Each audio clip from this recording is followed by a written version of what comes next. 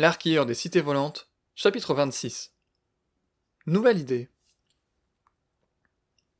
Adossé au mur d'obsidienne, les mains jointes et les index posés contre ses lèvres, Alyr observait de loin son établi. Les parchemins à moitié déroulés s'entassaient au milieu des carnets ouverts, emplis d'écritures diverses, de phrases codées et de textes au sens caché.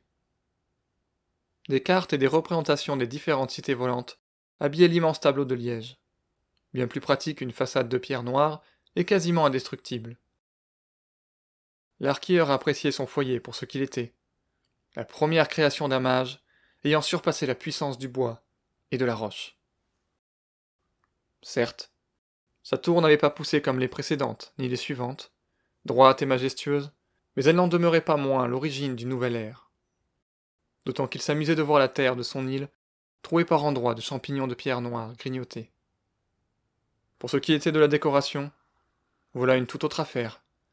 Planter le moindre clou, ou pire, ficher une torche dans une paroi, demandait tant d'efforts que seul, il prenait plus d'une heure, et uniquement grâce aux bons outils.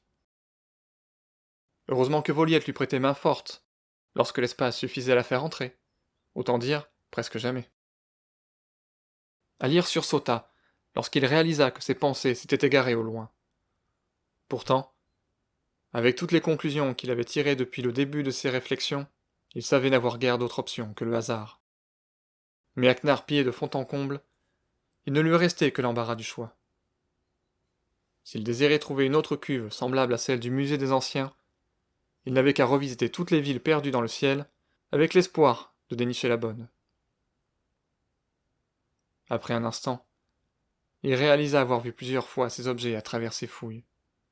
Comme un outil indispensable du quotidien, ces cuves occupaient bon nombre d'habitations, ce qui, au vu des dégâts subis par les différents bâtiments, n'augurait rien de bon.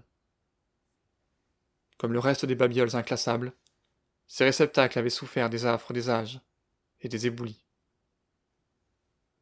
Intérieurement, Alyr bouillonnait. Pourquoi n'avait-il pas ramassé, ou même cherché davantage ces artefacts?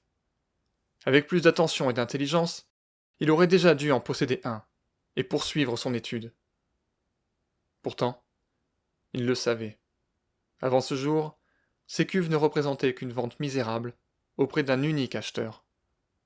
Rien de très important en somme. Puis l'espoir le frappa avec intensité. Ce type d'information circulait à une vitesse phénoménale entre arquilleurs, ce qui signifiait que peu d'entre eux avaient dû s'y intéresser. Peut-être restait-il une chance d'en dénicher un? Alyr se décolla enfin de son mur, les yeux écarquillés par les perspectives et un sourire victorieux aux lèvres. Direction, la cité volante la plus proche, Nanléar.